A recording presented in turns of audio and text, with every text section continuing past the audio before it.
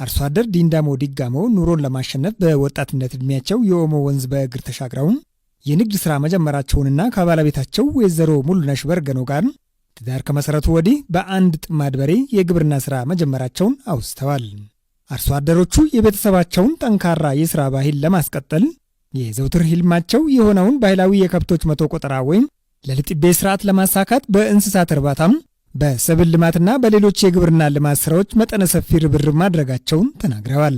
የትጋት ውጤታቸው ፍሬ አፍርቶ ዛሬ ላይ ባስመዘገቡት ውጤት ባፈሩት ሀብትና በእንስሳት ሀብት ልማት የጀግና አርሶ አደር ተምሳሌት በመሆን የልማት አምባሳደር መሆናቸውን የሀዲያና ጠንባሮ አርብቶ አደሮች አንድነት ማህበር አባላትና ቤተሰብ እንዲሁም ጥሪ የተደረገላቸው እንግዶች በተገኙበት እውቅናና የማዕረግ ስያሜ መሰጠቱን የማህበሩ ሰብሳቢ ገራድ ግርማ ባንጬ ተናግረዋል። የጠንባሮ ብሔረሰብ ባህላዊ የከብቶች መቶ ቆጠራ የህዝብ ለህዝብ ትስስር ለማጠናከርና አንድነትን ለማስፈን ከፍተኛ አስተዋጽኦ እንደሚያበረክት ከማህበሩ አባላት መካከል ሀጌ ገራድ ታርቀኝ ቦጋልና ገራድ አበበሻሜቦ ተናግረዋል። ይሄ ባይል ነው፣ ወግ ነው፣ ወጉን ማሳደግ ነው። ማንም የተኛውም ቤት ወጉን፣ ስርዓቱን፣ ባይሉን ያ ህገ መንግስቱም ስለሚደግፍ ከብት ያረባ ሰው ራሱ ብቻ አይደለም ህብረተሰቡን ተጠቃሚ ያደርጋል። ህብረተሰቡን ደካማ ህብረተሰቡን ተጠቃሚ ያደርጋል። በሬ ለሌለው በሬ ይሰጣል፣ አርሶ ይጠቀማል። ወተት ለሌለው ከብት ገዝቶ ላሚቷን ይሰጣል፣ ወተት ይጠጣል። እርሻ አርሶ ይጠቀማል። ህብረተሰቡ በጣም ከባለቤቱም በላይ ህብረተሰቡ ነው ተጠቃሚ። ይሄ የተገኘ ነው ዛሬ በጠንባሮ ልዩ ወረዳ በባዳ ቀበሌ ነው የምንገኘው። በዚህ አካባቢ እንዲህ ያለው እንሰት አለ ብለን አልገመተንም። ለኛ እንዶ ትልቅ ትምህርት ይሆናል ብዬ ነው እያሰቡ ያለው። ለእኔ እንኳን ትምህርት ይሆናል ብዬ ነው ያሰብኩት። እንዲህ ነው ወይ ሰው ያለው እንዲህ ነው እንደ ያደረው ብለን በጣም ጥሩ ሁኔታ ነው ያየ ነው። ያው እናንተ ምስክሮች ናቸው ያያችሁ ሰዎች።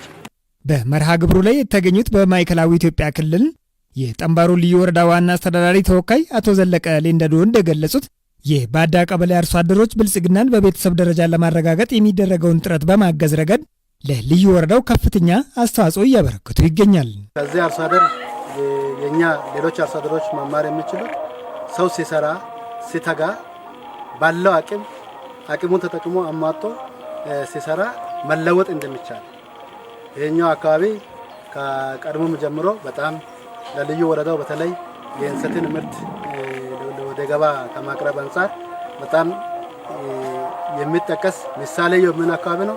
ከብት መቶ የቆጠረው ታላቅ ወንድማችን ዲንዳሞ ዲጋሞ በተለይ ለዚህ ሞዴል ነው። ከራሱ አልፎ ደግሞ ከቤት ኮንሰፕሽን ተርፎ ለገበያ የሚቀርብ ገበያን የሚያረጋጋ ምርት ማምራት እንደቻለ ከከብት ውጪ በተለይ ከግብርና ስራ ጋር ይሄ አንድ ሞዴል ወንድማችን ብለን ነው የምንቀበለው። የጠንባሮ ብሔረሰብ ባህላዊ የከብቶች መቶ ቆጠራ ስርዓት በመፈጸም ታታሪና ጠንካራ የስራ ባህል የሚያጎለብቱ አያሌ አርሶ አደሮችን ማፍራት እየተቻለ መሆኑን የገለጹት አቶ ዘለቀም ይህም ከግብርና ኢኒሼቲቮች መካከል የወተት መንደር አካል የሆነውን የእንስሳት እርባታን ለማዘመን አጋዥ እንደሆነም አመላክተዋል። የተካሄደው ባህላዊ የከብቶች መቶ ቆጠራን ለአርሶ አደር ዲንዳሞ ዲምቦሬና ለሙሉነሽ የገራድና የደንበሌ ማዕረግ በመስጠት ተጠናቋል።